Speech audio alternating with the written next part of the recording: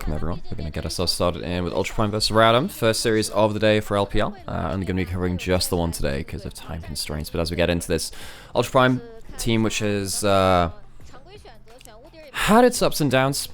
Feels like they have been a bit of a best of three merchant team, but kind of on the losing end of it. But they did have some very spicy trash talk coming into this game with Radom, and they have said stuff like they don't even watch their games because they feel like they are so bad. So that sets up the scene a little bit for Ultra Prime versus Radom, two teams which have struggled a fair bit. It does really feel like best of threes like this do mean an awful lot to just get a little bit of momentum. We're past the halfway point for just some of the teams now, I think, or maybe just at it. We've got ourselves to the 8 series mark. Does get it pretty important now, because once you drop below, that's, well, above, rather, I suppose, the 7 loss mark, as you can see Ultra Prime are at currently, that's when you start kind of getting denied from playoffs altogether. That's where things get, of course, very, very difficult. Radom have a bit of a safety band in regards to that. Ultra Prime feels like if they lose any more series, any fleeting hopes of playoffs might be gone. It would be difficult for them anyway. They've lost versus some of the other bottom tier teams right now. But still, going to be one of those series to really pick up. We've had ourselves, first half of the draft come in. The Lucian Millie picked up for Doggo and Dre. It feels like Lucian has been one of Doggo's more successful picks. Solid laning phase, easy to play around in the mid game. It means that for struggling teams, you can kind of just pick up that power spike and run with it as easily as possible. And on the other side, of course, the Nautilus. Of course, a pick that we've seen an awful lot now over in the LPL. It feels like it has been the first pick ban priority for a lot of supports nowadays, which is a little strange considering that we've had so many dominant laning carries come through. We've seen Kallistas, we've seen the Sennas, the Lucians. All of these picks have done really, really well. Bullying out melee supports early really does feel like it's just coming back into fashion. Second round of bans, Yokai. He's been one of the best players for Ultra Prime.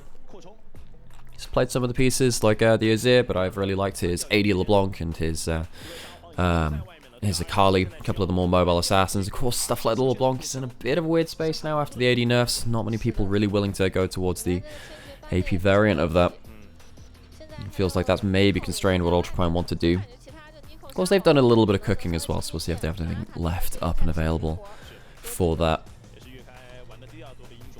See that Akali, of course, banned away from Yuka at the end of this. Nio, LDL jungler, coming up alongside Vikla, who's new to the LPL, but of course not new to the professional league scene. He's been around for a little while, played on KT Rolster, went over to NA, and had a performance over there. So this mid jungle for Rare Atom, they've had a lot to prove coming into this split. It feels like they have kind of struggled to find their feet.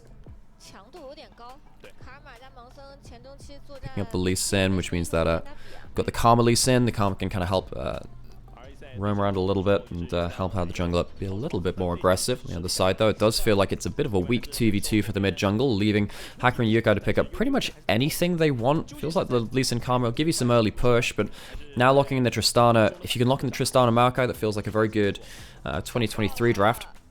You can kind of play for the double AD carries of the Milio, buffing them both up, and you need something to be a bit of a front line. You'd like some initiation too. I would quite like the Maokai, but I would understand something like that Poppy to be a bit more of a dissuasion, a bit more of a disengage pick as well. Both of those picks kind of help out in some ways in those 5v5s. And here's the Maokai, gives them a good go button. Of course, there's no Milio on the other side to cleanse out of the Nature's Grasp. And the last pick of Assumes Draven, pick which has gone towards a fair amount. It's an aggressive bot lane. The Lucian Milio, though, absolutely has a fair amount to fight with in that early game.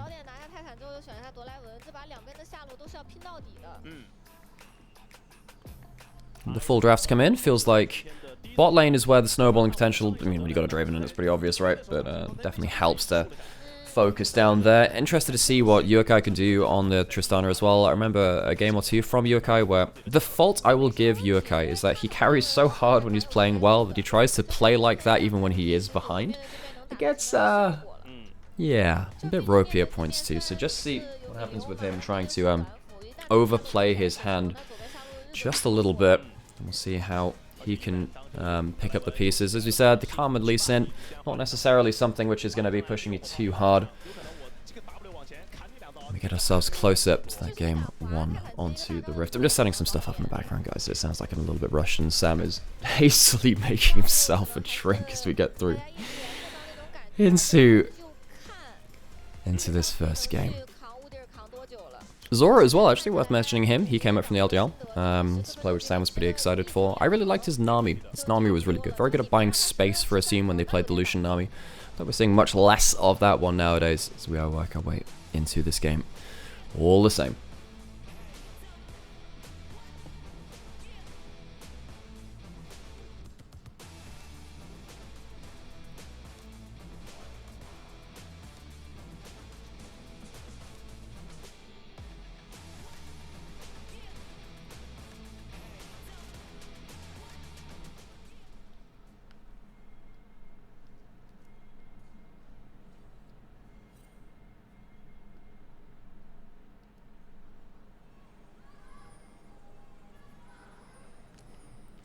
Alright, level 1 invade coming through from the Nautilus. You somewhat expect this. Something that we've talked a lot about the last day or two for the LPL is how a lot of teams have kind of gone back towards a couple of the melee supports. Seen, you know, Rakan's always been around, but stuff like the Nautilus, we saw an Alistair from missing the other day too, which is really, really good. These champions allow you to ward in very different ways. They allow you to go forward into the enemy jungle and face check very effectively. It means that you can also play with the Nautilus as well, level 1. So now it means that Rare Atom get to push up very quickly into Ultra Prime's jungle and get themselves into a decent position. As I think I'm finally going to welcome Sam onto the cast as well, as I remember to also change the resolution over. As well, level 1, we did talk about that Nautilus. Nio connects the Q and flashes forward for the first blood. Jungle invade success. The melee support change in the LPL seriously changing how our teams can play out aggressively. And Sam, I so welcome you through onto the cast. As, it was a bit quickly put together today. Rare Atom start things off well. They invade through with a Nautilus level 1. And Nio, your boy from the LDL, ends up picking up first blood in this series versus Ultra Prime.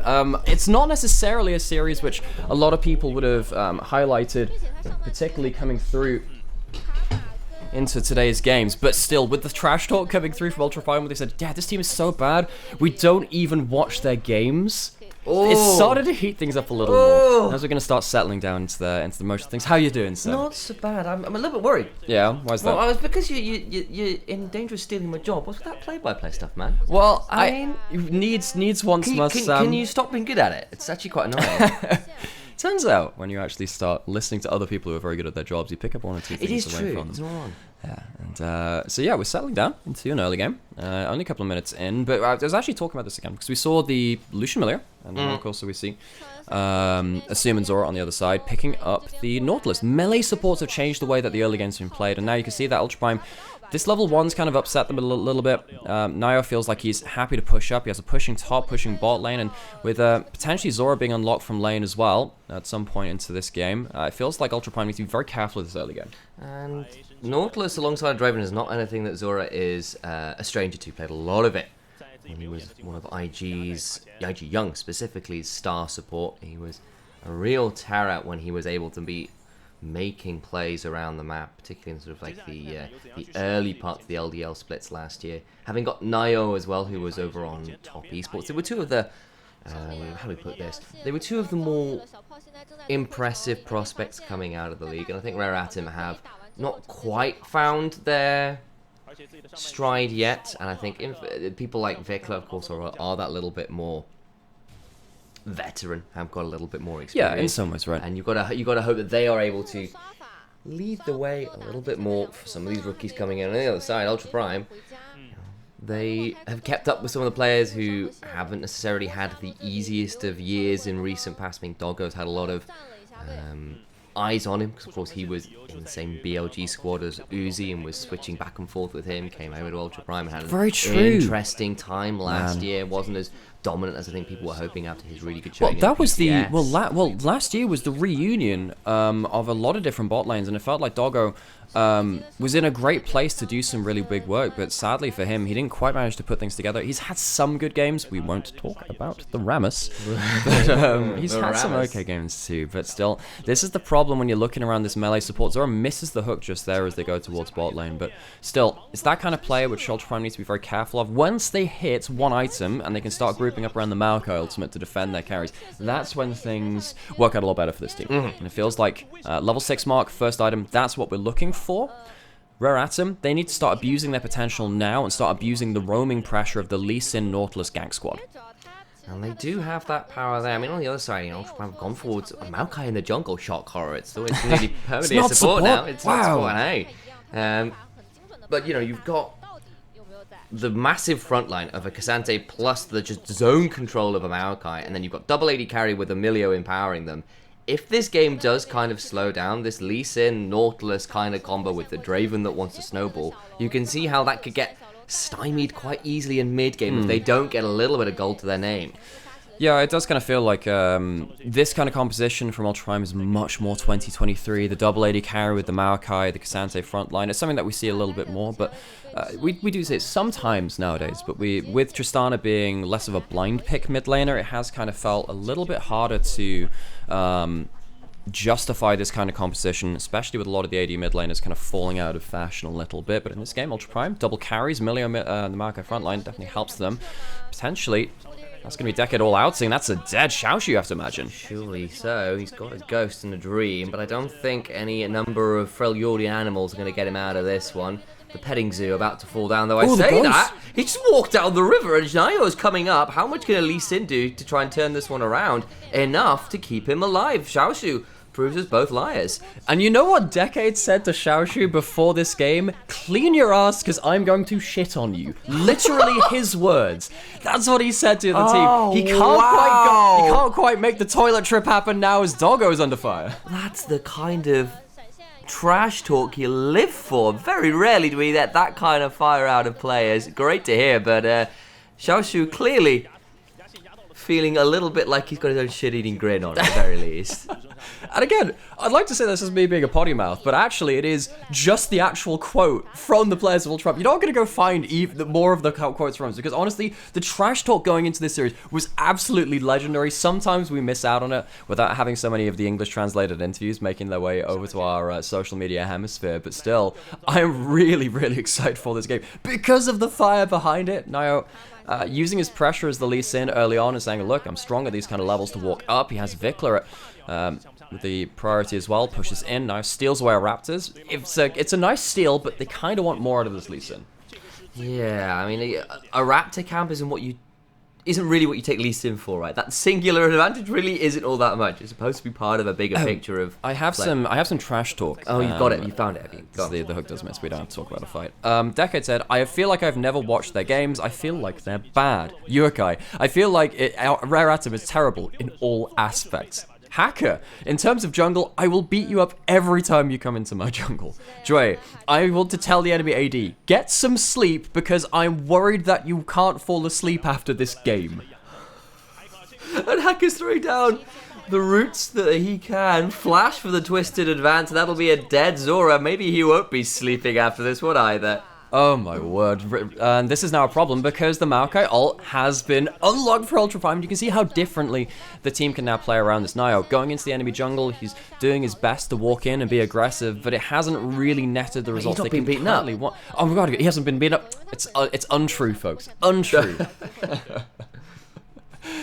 Again, very important to kind of, I have to say, it's actually kind of important for me to kind of hear this kind of stuff. Because for the record, folks, Ultra Prime and Rare Atom's training facilities are in the same complex. So they are basically neighbors to each other as well. Going back into this replay to see how much easier it is to play around this team composition after you have that Maokai. Now you've suddenly got a kill onto the Lucian, gets you close to that one-arm spike, which is easy to play around. Yukai not going to get hooked out of the jump. And Ultra Prime, they've done quite well at weathering the early game storm. They are 1,000 gold behind, which isn't great, but it could be much worse given the composition where they're against and given the level 1 and how that went.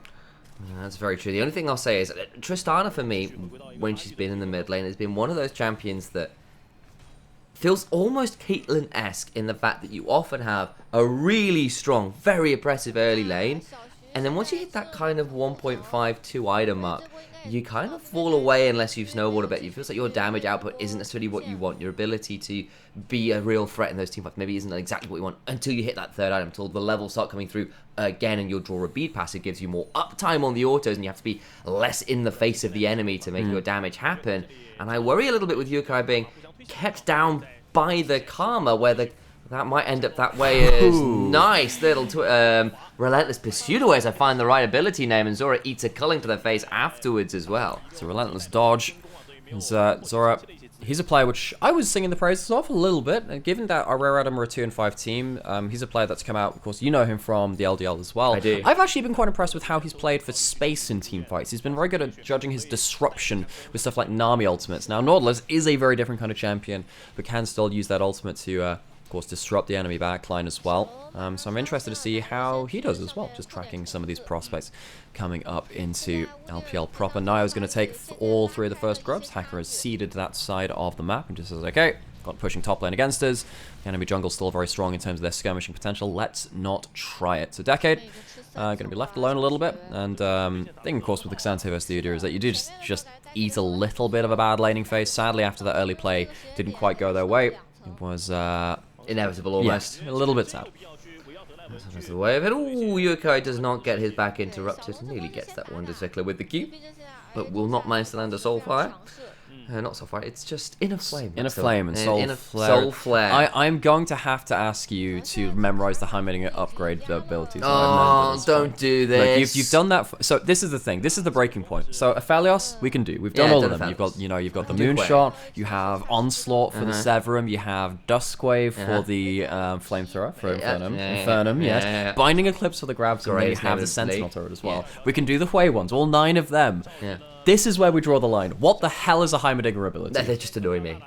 There's a dragon happening, otherwise I'd start quizzing you on the various categories of Hui's abilities, but we'll get to that perhaps when we've got a bit more downtime. Dragon down to 2,000 odd HP, and he, Ultra Prime happy to contest. Zora still on the flank, could prove problematic, means Hacker has to block that. Nio does land the Sonic Wave onto Doggo, who tries to dash away, but not to that successfully. The Millia Breath of Life now comes on through, and Nio cannot finish what he started. Zora now very low as the culling fires across the rest of Rare Atom, and Ultra Prime get the kill and do survive the attempted turnaround. Oh, it's a Category 2 class disaster at the second dragon as Nio tries to kick back Doggo, but his kick is interrupted by Zora's ultimate on the Nautilus. The knockup cancels the first knockup, so he doesn't deliver Doggo into his team. And Ultra Prime, they are now in a great spot. Doggo's got himself 2 kills. He's at 2-0, but watch back in this replay. Nio manages to land a Q onto Doggo as he dashes forward. The Maokai ult is a great start to this. Lands the Q after Doggo's used the E, but the Nautilus ult goes in and cancels the kick back. Not well done in terms of the coordination. Maybe Nio should just waited an extra half a second for that ultimate to come through and then kick back. It's a bit of a sad moment because now Ultra Prime, they're going to get towards that 1-item spike on even gold against the early game team. Great catch. Honestly, I just thought it was the Breath of Life kind of buffering out of some of the CC. And you're right, it was just that depth charge that interrupted the kick. So a couple of seasons ago, that might have been the case where you could actually QSS and then flash out of a knockup. You actually can't do that anymore. No, exactly. Which is why I was so surprised. The Millia ultimate effectively acts like a QSS. I think it works in pretty much all the same ways. I'm pretty much sure you're right. Same thing. I think there's now more consistency between both that and Gangplank Oranges as well, and how it works with QSS. Cleanse obviously works a little bit differently, but yeah, neither of them can stop that Lee Sin ult in the same way anymore. Now, Rare Adam, though, still using a little bit of that early game presence. Lands it. A little bit of difficulty. Doesn't have the Buster Shot. Vickley going to get himself 2 plates from this mid lane, though. Good haul. As Nio is still looking. Was just kind of hanging around. Still has, of course, got the safeguard to get out to safety there. And Nio, when he was in the LDL, to bring it back, that was a huge Lee Sin player. This guy did unspeakable things on Lee Sin. He and Milky Way, in particular, big Lee Sin players. But that's very true of most LDL junglers you found, you guys. They all want to play Lee Sin. It's very much kind of, I am really a jungler, guys. Check out my Lee Sin plays. They love the TikTok montages, I tell you. They do. So, now Ultra Prime, when they have that Marker ult back up and they have Millia walking with an AD carry, that is such a powerful core. They can walk basically wherever they want, and this is good. Ultra Prime are a team which have sometimes struggled to understand their own team comps. Having these kind of moments where you can have very important item spikes and very obvious team compositions to play around, it makes their job so much easier. On the other side, Rare Atom, you know, they're another team which has sometimes had those similar issues. Both these teams are ones which have struggled so far. It makes this series matter even more. They don't quite now have the easiest play pattern to go towards. They've had their early game spike. It's coming to the end of that now. Now they need to play into Ultra Prime's period of dominance, and see how they can fight their way through it. And Asum is still waiting for his bond to mature. He is on this Draven with 300 odd glory stacks and nowhere to put his... Hi, this is Draven. We've been trying to contact you about your car's extended warranty. Have you been in an accident that wasn't your fault? Well, I can help with that. Sadly, no one has. No deaths in the bot lane. He's not been able to cause any accidents, intentional or otherwise. Well, that would mean it wouldn't be an accident. Scam's not working. You know, the other thing which I've forgotten too, because we've been in a bit of a rush this morning. So every series that I cast of Rare Atom, I tried to bring in a fact about rare atoms. Oh, what have you got for me? The thing is, I've used some of the table joke have you got? Quite a lot, Sam. I'm trying to think. You know, there are some interesting ones. You know that you can tell where granite is by radiation. I did know that. So, no, it's not unsafe. This is not me like spouting, craziness. But effectively, granite as a rock releases heavy noble gases, and it releases xenon. And xenon is a very heavy element. It's a very rare one because of that. And it does decay with a little bit of gamma decay, which is completely fine, but it does mean that you can actually detect where granite is, because that's really easy to detect, even though it doesn't interact with human bodies all that much. But still, it's something which you can tell. So that's a rare atom fact. That's you go. You're going to have something about some noble gases today. Yeah, did you know that the Royal Society of Chemists actually has a really tight relationship, like really close relationship with the royal family? Is that because of noble gases? Yeah, exactly. They use their farts for experiments. Oh, it's noble God. gas. I knew it was coming one way or another, as we might see ourselves the fight happen as well, Decade. I think it's just being a bit of an annoyance on the side, but remember, there is the Maokai ult to start forcing fights. Twisted Advance does get onto Vic, who now tries to run away, but there's not that much space left. He's already used the flash, knocked back by the Bramble Smash, and falls to Lucian. Doggo picks up a third kill. And it's all off of, again, the Maokai ultimate is such an easy tool to understand how to play around. Hacker has been leading the charge in a way that's very important to him. He has been a player who's been very on and off. He's a big litmus test for his team. This game, where he feels like he can flash forward on the Maokai and start plays, very important to them. It's going to unlock themselves a dragon, stop the stacking from Rare Atom potentially. And while this happens, Doggo also manages to save the mid lane out of turret. And Rare Atom, not so noble, that fight. That was a bit of a scuffed one. Bit of a whiff. And, no, don't you dare make a whiffing noble gases pun, you. Got him.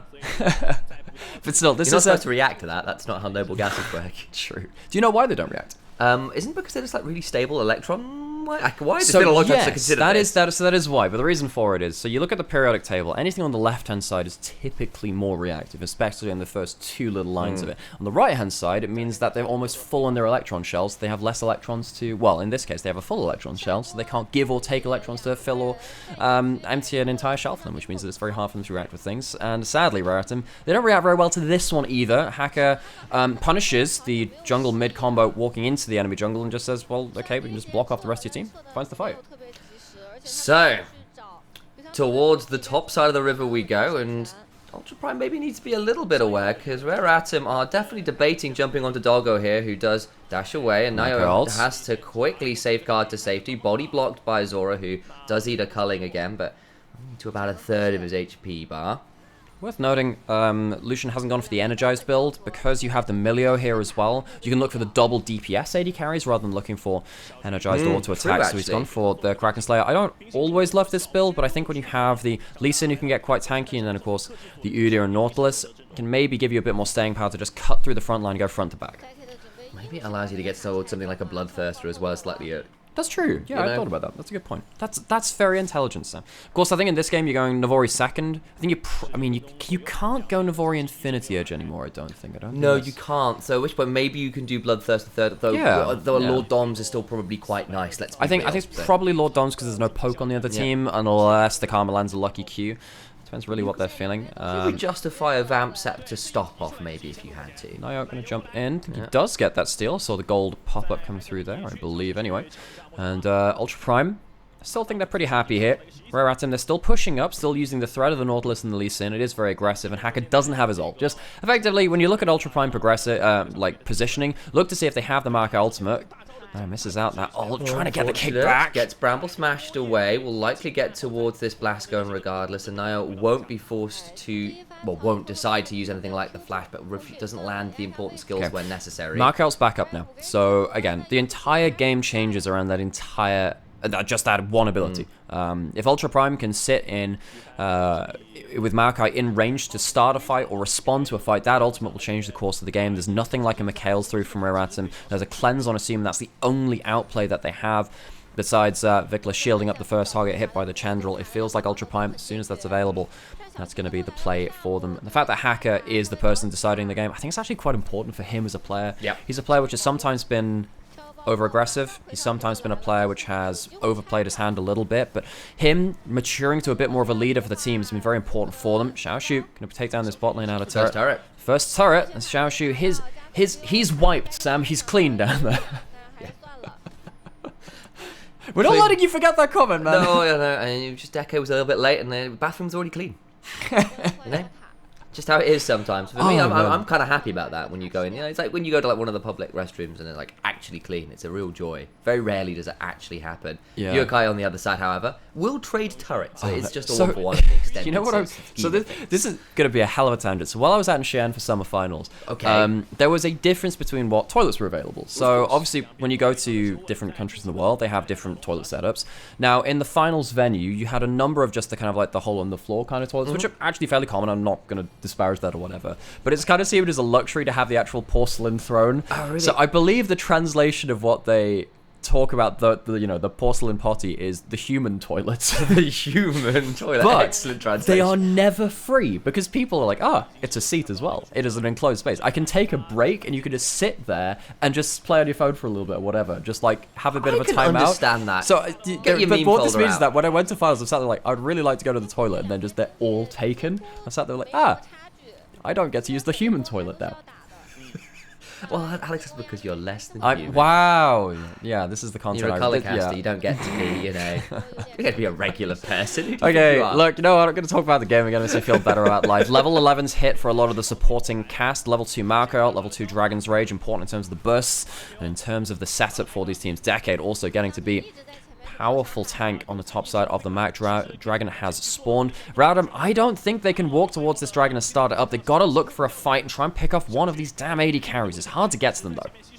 It's not going to be the easiest, that's for sure. Decade is initially the target, and Xiaoshu trying to play frontline on the side with so many shields behind him. Hacker, decent use of the Nature's Grasp, gets some damage. Xiaoshu has to run away, but the culling begins to come on through. Massive Bramble Smash knocks absolutely everybody apart as Decade tears through the backline, and the double AD carries continue to hunt for more blood in the water. Zora and Vikla survive for a moment, but everyone else is dead, and Asum does get a cash in before he dies at the very least. That's important to him, but Decade wipes them clean, and that means that he ends up being the frontline difference in this fight. The Cassante has been a big factor in so many professional games because he is the premier tank, but he can also be so disruptive. And if Rare Adam don't manage to get that kick from Nio onto one of those backline carries, it's a really big issue. So we go into this replay, you can see that Rare Adam, they don't feel confident enough to go towards the Dragon. They try and play front to back just a little bit, but the Draven is outgunned. He's against 2 AD carries with the Milio buffing them up as well. I love how Ultra Prime positioned behind the Maokai ult. They kind of make sure that they're stood within those tendrils, and it means that they get that safe position to take the first kill, run over the rest of the fight. And unfortunately, actually, I saw as well, it was Asum's Whirling Death that got the kill after he died. Oh, man. After he died. Oh, that is really important. He still gets some gold. It won't be the full amount. That's a sad moment. As Assume, he gets himself up to Lord Dominic's Regards with the Essence Reaver. He's actually very good at killing tanks right now. No Lord Dominic's Regards completed for either Doggo or Yokai on the other side. These are players, though, which haven't been killed yet. These are players which are often snowballed in either direction. They've had great leads or great pitfalls at the same time. You can see that Doggo well on his way to his third item. Once he hits that, I think Ultra Prime are going to kick on the afterburners, start splitting this atom. A little bit easier said than done. Do they have the power of the sun to make that one? As they do get Doggo caught out. Doesn't die, though. Now, Nio trying to get to the backside. Can't get in, though. You saw what he was looking for. He was just too far away. And now he's in danger as well. Trying to get damage down will not make it happen. Xiaoshu turns up. But he's into the rest of Ultra Prime. And Rare Atom fumble the attempted catch on the AD carries. Turns out the dog's bite is worse than his bark. But the bark of the tree is also there to make the bark pretty dangerous too. Ultra Prime, they play again around the Maokai ultimate and make Nio's job a living hell. He can never reach these carries. With Ultra Prime having a great frontline of double AD carries, they can force this Baron. RA, they have what? They have a Draven Flash to work with, and that means they have nothing really to look any further than that. Ultra Prime, they have well and truly survived the early game, rolled into the mid game with force. I think with a little bit more gold in the pockets, those Lord Doms are going to be close to completed for both of the AD carries, and now Rare Atom in a very unenviable position. They've got scary frontline, fed AD carries. We'll have a look at this replay, because even when it looks like they've got an okay flank angle, it all falls apart. Yeah, it turns out the flangle was a flankant. It was not a flank all along. Trying to get the melee support onto the AD carry behind a tank is so annoying for Zora. And Nio has to work some magic. It's very hard for him to get kicks onto Doggo. Doggo goes low, but he has so much degree of error to work around that it's completely fine for him to play like this. He now backs with those kills he's hard-earned as well. He has the anti-tank item now. Yuriko's not far behind. Rare Atom, we said they're an early game team. This timer has elapsed. They are now waiting on miracles and nothing short of it. Young Miracles once a very important part of the LPL infrastructure. How many young talents came through that particular organization? The Miracles they're looking for here, though, a little bit more urbane in some ways. They need someone to make a mistake on the Rift from Ultra Prime. A Doggo or a Yurkai to get caught out in particular would be a dream come true. But maybe waiting on Nio's flash, maybe waiting on some pockets of vision they can scrounge and carve out to try and catch someone out has got to be the aim of the game, because otherwise I think this game is done for. Decade. He's just walking up impenetrable fortress in the bot side of the map. Rare Atom, they somewhat fumbled the bag after the early level 1. It felt like they could get themselves a really good early game advantage, and they tried, actually. Nio and Zora tried to walk into the enemy jungle. They got vision, they got an aggressive playthrough, but this is the problem playing against this kind of composition. You hit, let's be honest, level 6 and 1 item. The game feels very hard to play out. And Hacker, he feels very tanky now. He's going in. It's a bit far, but he does have flash. Another depth charge thrown down on him, and that'll be in trade for the culling of Lucian. Going to look again at this turret in the mid lane. No real easy way to get to wave clear, actually, for Rare Atom. Xiaoshu now looking potentially for a flank, but we'll find Yurkai ready and waiting for him.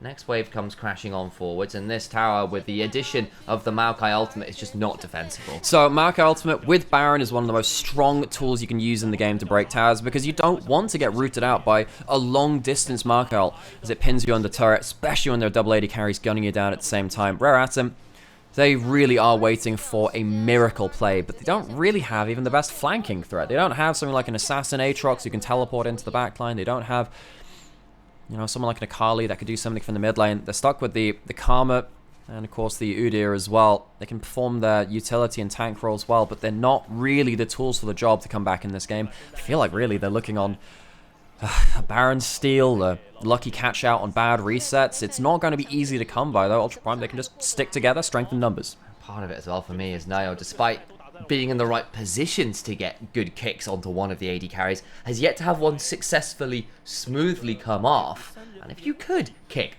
say, Doggo into the waiting arms of Asum, he would probably die, you gotta hope, but that's just not happened at all this game. The defense of it has been pretty solid. The worst thing is, when you have a heal on the Milio, and he also has, multiple items, and the support item and 2 regular ones built up, I think they're even going to struggle to cleanly kill the first AD carry. That's what I thought in the mid lane. As soon as that hook landed onto Doggo, the last fight we were talking about, I was thinking, hey, you should probably die. No, he didn't. He didn't end up dying. And that's one of the problems of the melee support versus the enchanters. Feels like you can lose out in lane versus enchanters. That's one of the issues, yes, but the other one is that once you get to late game, it's just really hard to kill the carry when they have an extra degree of HP to play around. Just a little bit of anti-synergy, right? Zora preventing the initial first kick at the dragon because of the slight mistiming on the ultimates. That's got to be unlucky rather than anything else in some ways, you feel. That one in the mid lane, Nio can't land the Sonic Wave despite ward hopping forward to try and get the angle on it. Now we're back towards this inhibitor turret. And the Maokai ultimate comes across, and Rare Atom, it feels like their playbook just doesn't have anything left in it. Zora down to sub 100 HP inhibitor falls, and Ultra Prime have way too many weapons in the arsenal now. And given that Yuukai's level 17 and Doggo just gets to fire the culling, they get to do that kind of damage from an insanely long range away while the Maokai is buying them space and screening their advance. Rare Atom. It's going from bad to worse, Sam. Bad to worse. Is that like from you to me? What do you mean from that bad? Wait, you calling me bad and you worse? Yeah, basically. Wow, from all the crap you're talking earlier, suddenly the shoe is on the other foot. My self-esteem could use some improvement. Oh god. Well, I don't know what to do about that, Sam. I was gonna make a pun about haha, I'll send you a bill for therapy, so I'm gonna feel like that's actually just a bit. I don't know. Do you wanna talk, buddy? Do you wanna talk, bro? There's one time when I was a child, you used the Xbox when I wanted to, and I've never really gotten over that. Wow. So that is actually very, very much a I know, right? We shared an Xbox. We shared the consoles, and yes, yes, that's a privilege in a lot of ways, but there is a reason why we bicker while we game. It's part of how we grew up as brothers. Because we're siblings, just in general. Probably because we're siblings, and Brothers in Arms, though, on the Rift, Ultra Prime, they have double AD carries walking forwards once again with the Enchanter in the front line. Very, very hard for Ultra Prime to really misstep at this point. Feels like a rare atom. They are waiting on sizable mistakes. Not to call out what was happening in Twitch chat, but someone did say it's Halo. It's because of Halo. And the thing is, they're not wrong. They're absolutely correct. Yeah. It actually was Halo. Yeah, God. Oh man, I remember the amount of split screen. Because things of what we did, we had a bunk bed at one point too, and we'd have one person sat on the bottom bunk, and then the top bunk, and we'd see one person would use the top split screen, the other person would use the bot split screen, but all on the same screen as every single member of this map. And split across the screen, a rare atom as that Maokai ult does a lot to force people to go the other way as the Maokai Breath of Life comes on through, and the healing is just so much at this point. No one can do meaningful damage. Yuukai makes it work, just jumps on top of Asim's head and blows him up. Has enough explosive firepower to make the aggressive play happen. And will just take no prisoners. A triple kill to the Tristana, who's been the quieter of the AD carries, but no longer in this fight. Still, 503, 604 for the double marksman of Ultra Prime. They come in confident. They understand the composition they're playing through. They don't force plays in the early game. They survive. They get to their item breakpoints and their level breakpoints. And this was a clean game. Yeah. And as we said, they're making like Oppenheimer and splitting the atom. They make it work like a dream. Ultra Prime go plus Ultra and bring Rare Atom down for the count. That'll do us for game one. Thanks for joining us here on the stream, and thanks for supporting us doing our own little community broadcasts. And we'll show ourselves on stream for a little. Hello, how's it going? We kind of woke up bright and early for this one, as we completely forgot to set up most stuff. But yeah, we only have time for the first best of 3 today, folks, because we have a meeting to do at about 12:30. So it means that we'd end up doing, like, at best, like, 1 game out of the first series. Hey, I have a hoodie on today, but I don't have the REAs on today. Maybe I should do that. Maybe I should make a thing out of that. Maybe that'll be more fun. But yeah, that was really confident from Ultra Prime. That's important, actually. The problem is, in every best of 3, it feels like they have one of those games where it's rarely as clean as that. They have one game like that, and then they kind of struggle to capitalize afterwards. This is important for them to start off like this, and hopefully get themselves a rare series win. Yeah, I think it's kind of proven the case that when things don't work as well early, or the plan plan A comes apart at the seams, I get more worried for Ultra Prime. Whereas Rare Atom, it's more like, actually, can you snowball early? Yes, okay, you're in with a shot. Does it go wrong early? No. Oh no, it's a problem. Whereas it's a slightly different angle for Ultra Prime, where it is more about those kind of plan Bs, or if enemies have got answers to what they want to do, they don't seem to have that many more options in the tank. Can I request Sam you go put the kettle on? I'm literally thinking about doing that, yeah. Can you do that? I also think that we might be out of milk, which might be... Well, we just, just put the kettle on and we'll figure it out. I'll make a pot or something. Thanks. So we're going to put some ads on now, so you don't have to have that during game. Sorry about the first set of ads. We did just start up, like... Turns out LPL meeting today ended very quickly because we wanted to go on and get some co-streaming. And, yeah, we tried to get things done as quickly as possible. And what's the other thing I'm going to do?